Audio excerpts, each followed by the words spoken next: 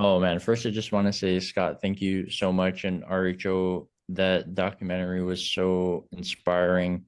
I It hit home for me because I created a live show on LinkedIn that I launched on my 26th birthday. It was 8 years after I wanted to commit suicide. And I grew up with my grandparents, and it was old school back then. So emotions weren't really something that we were ever taught to deal with. It was like a sign of weakness. And I found for me that vulnerability was really the ultimate superpower, or so I thought, until I found self-awareness.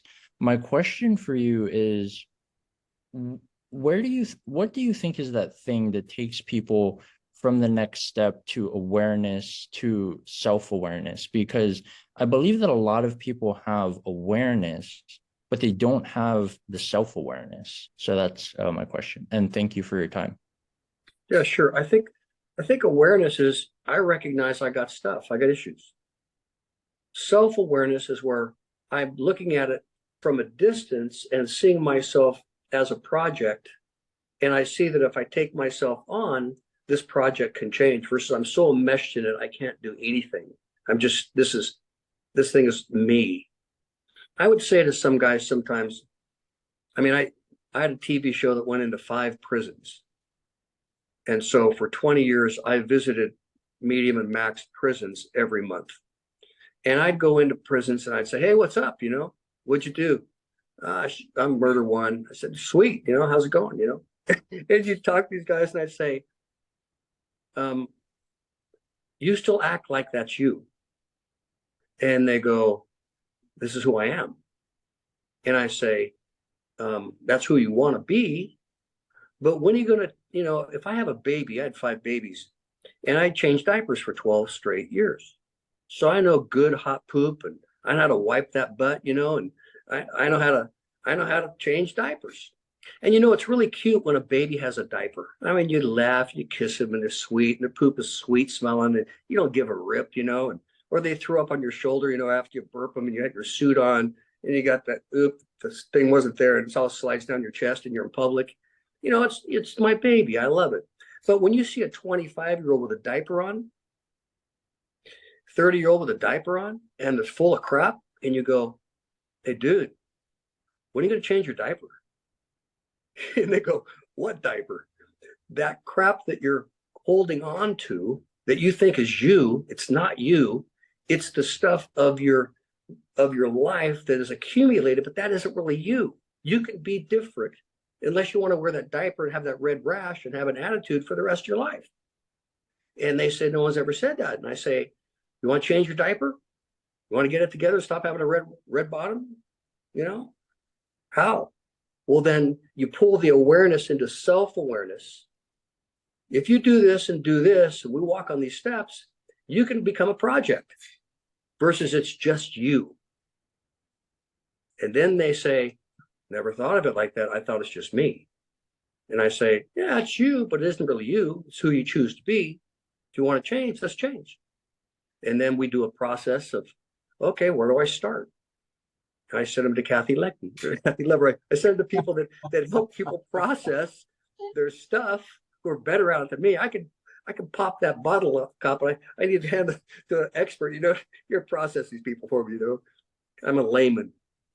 Anyway, you can do that with folks once they see that it's not them, it's their stuff.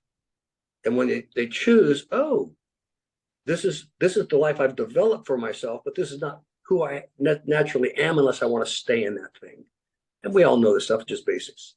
And so, I said, you all heard this story, but I left my one son in jail for 6 months. And he got his third DUI. And I just said, he said, Dad, get me out of jail. I said, no, stay there and rot. You deserve to be there. You earned that spot. Go make those new friends. Hang out, with losers like you.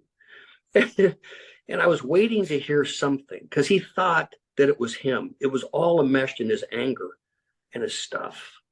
And so I waited and waited. In the 6th month, he finally sent me a white card and said, hey, Dad, I'm messed up. I said, the little card back to him, tell me 25 ways because I got 30. And so I wanted to hear something in his spirit that he was aware that it wasn't just him born this way. It's the thing he's chosen, and now he wants to pull out of it and become not just aware, but self-aware and work on his stuff. And so, he's clean and sober today, 13 years, and he's an airline pilot. Wow. And so, but he did the hard work, breathing in a tube for 5 straight years and going to court for 5 straight years. Now his blood tested every Friday and blah, blah, blah. But he wanted out.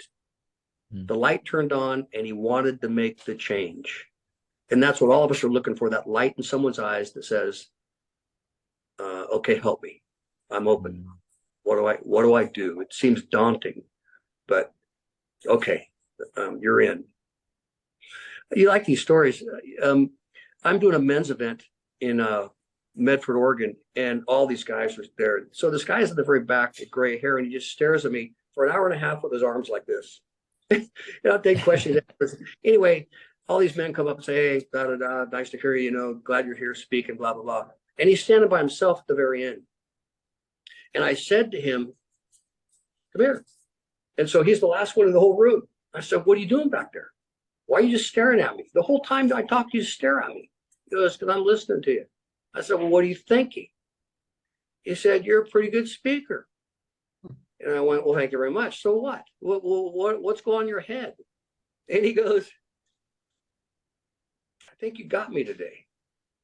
And I said, so what did I get? I mean, talk. And he said, he looked at me eye to eye, and he stuck his hand in his jeans pocket, and he looked me in the eye, wouldn't look at his jeans pockets. And then he stuck out his hand and went like this, which meant that I was supposed to go like this with my hand. So I stick my hand out, and he stares at me, and he goes, blink. And I go, can I look at it? And he goes, yeah, look at it. So I pull this bracelet, and I look at this bracelet. It looks like a bracelet full of popcorn. But it's not popcorn. It's people's teeth. And I say to him, are these all the guys that you killed? He said, they killed my friends. And when I killed them, I took a tooth out of every one of them, put them in my pocket. And those son of a bitches, those gooks, blah, blah, blah. And he's 60 years old, Ted Offensive, 69. And I said, you put this in your pocket like a rosary and thumb that sucker every day? He goes, yeah. Never forget. Marines, Huya, Semper Fi. I said, you're sick. And he goes, I listened to you today. I said, so what do you think? And he goes, I'm giving this to you. I'm done. I'm going to forgive, and I'm going to move on.